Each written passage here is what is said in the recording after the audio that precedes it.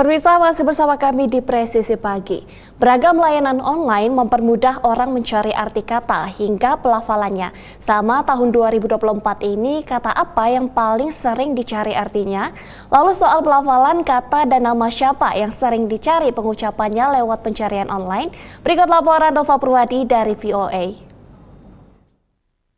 Merriam-Webster adalah penerbit kamus tertua di Amerika Serikat yang pada tahun 1990-an membuka kamus online. Setiap bulannya kamus online ini diakses sedikitnya 100 juta kali. Tahun ini satu kata lebih sering dicari. The word of the year for 2024 from Merriam-Webster is polarization.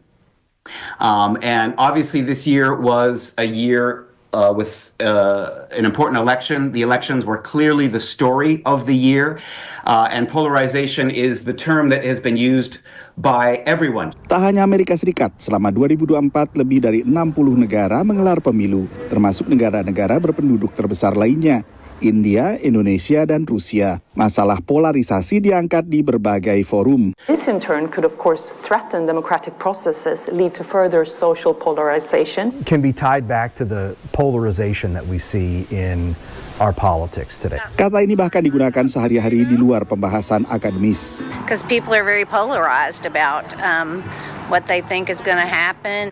Polarisasi adalah kata yang tadinya berawal dari dunia sains untuk mengacu pada fenomena alam terkait cahaya. This is a word that came in the 1800s because when they were starting to talk about polarization, you were talking about both visual science, so and that's why we say polarized sunglasses, for example, and also, of course, electricity itself. That the way that we use electricity depends upon two different poles. Akar kata polarisasi adalah kata bahasa Latin polaris yang mengacu pada kedua kutub bumi. Berlangsungnya pemilu akhirnya juga termasuk hal yang mempengaruhi banyaknya pencarian online untuk pelafalan nama dalam daftar yang dihimpun oleh layanan pelajaran bahasa Babbel bersama dengan perusahaan teks terjemahan The Captioning Group. Dua nama yang paling banyak disalah-lafalkan adalah nama Wapres yang juga menjadi salah satu capres Amerika Serikat, Kamala Harris. Lalu nama bintang pop relatif baru, Chappell Roan, yang nama pertamanya sering salah pelafalannya menjadi Chappelle. We kind of get the words from the group agency that have been the most mispronounced by journalists, by people who are in media, in social media. So because they deal with in government, for example, so because they deal with so many aspects of things that are in the news, also we get a little bit of a sense of how the year has gone by because we get words that were kind of like buzzwords from the news feeds.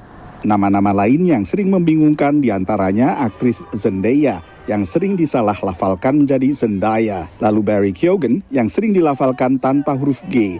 Ada lagi kata lama yang lagi-lagi salah pelafalannya, kopi ekstra kental espresso yang sering disalah-lafalkan menjadi espresso. Dari Washington DC, Nova Purwadi dan tim VOA. Pemirsa, melonjaknya harga barang di Nigeria mendorong maraknya penjualan pakaian bekas di kota-kota besar karena banyak warga beralih mencari pilihan yang lebih terjangkau. Bagi banyak warga di Nigeria, pasar barang bekas menjadi penyelamat untuk bertahan hidup di tengah himpitan ekonomi dan tingginya inflasi. Dan berikut informasi selengkapnya dari VOA. Selama bertahun-tahun, Agatha Okwori yang berusia 30 tahun dan seorang pengusaha sukses di Abuja sering berbelanja di butik kelas atas. Tapi dengan harga pakaian baru naik lebih dari 2 kali lipat, ia kini beralih ke toko pakaian bekas untuk mendapatkan pilihan yang lebih terjangkau. Menurut Agatha, pakaian bekas memungkinkannya untuk tetap bergaya sembari tetap berhemat.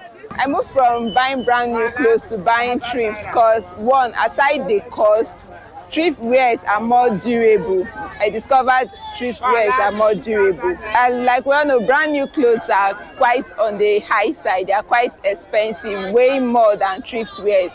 That's why they switch to thrift. Belanja pakaian bekas dulunya lebih bagi pembeli berpenghasilan rendah, tapi kini sudah menjadi hal yang umum. Pasar barang bekas yang disebut sebagai Okrika, mulai dari Lagos hingga Abuja, selalu sangat ramai. Ekonom Isaac Botti mencatat, bagi banyak orang, belanja barang bekas adalah respons terhadap inflasi dan kebijakan yang membuat mereka harus merogoh kocek lebih dalam. So they do all of this as the means of survival because the government is not helping, the economic situation is not helping, the Nigerian government policies are not favorable to consumers. So it is two ways, a means of affordability for the consumer and a means of boosting sales for the seller. Andrew yang berusia 32 tahun sudah melihat pergeseran mode ini secara langsung. Ketika harga pakaian baru melonjak, ia beralih menjual pakaian bekas di pasar Nyanya yang terkenal di Abuja. Menurut Andrew, hal ini membantu bisnisnya tetap bertahan. A time came that the brand new became so high, that is the amount, the price in the market is so high that many cannot afford to get it at that price. Studi menunjukkan Nigeria mengimpor lebih dari 500.000 ton pakaian bekas setiap tahun.